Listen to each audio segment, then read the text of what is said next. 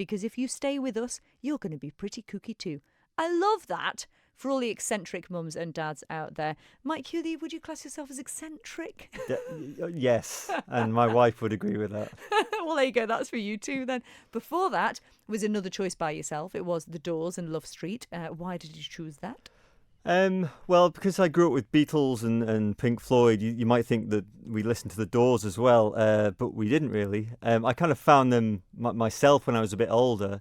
And when I went to India when I was 21, and I was there for several months, and I stayed in Varanasi for 6 weeks or so.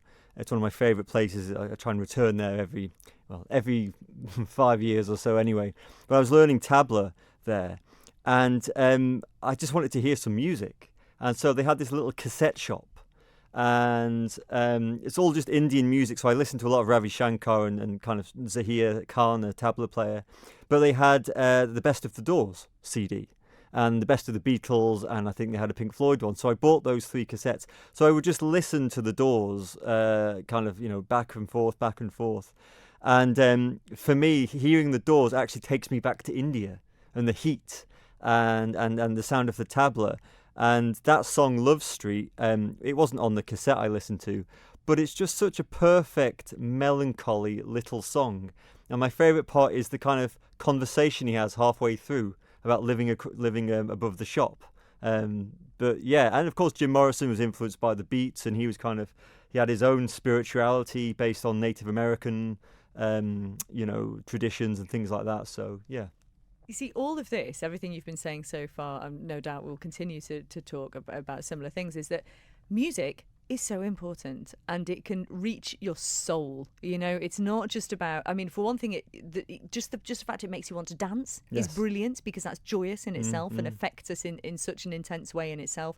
But lyrics, how they affect you, you're even talking about the production, the arrangement, how it can really just sort of have an effect on you for the rest of your life, can't it? Music is so important. Well, I remember just an interview with Paul McCartney, and he said, this was a recent one, and he sat down to a piano and he hit a certain chord, or I can't remember what the chord was, but he instantly cried, because within that was something contained with Linda and the memory within that simple chord.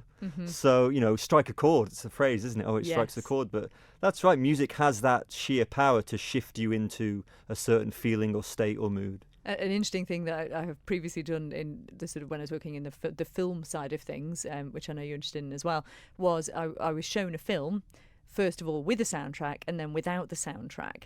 And as soon as you add the music to it, that's actually where the emotion comes from. If you don't have those strings setting that mood, sometimes you almost need it to be sort of directed in a certain way to almost tell you how to feel, which again just shows how powerful it is. And I just refer back, I think you're still able to listen to the Vinyl Virtues series that I did a little while ago, but the second episode, which you should find on demand via Ireland Life, I had with me Aaron Clegg, and he chose a record by Max Richter, and it's a reimagining of Vivaldi's Seasons, and he put that on, and like you said, I just wanted to cry, but it was so beautiful, and that's the effect that music can have on you. So lovely to chat about this, Mike, I have to say, and we'll talk more about the Mindful Man Festival in a moment. Your next piece of music, completely different, Curtis Mayfield. Now, I know some of Curtis Mayfield's stuff. I did not know this. So if there's a hell below, tell us a little bit about this.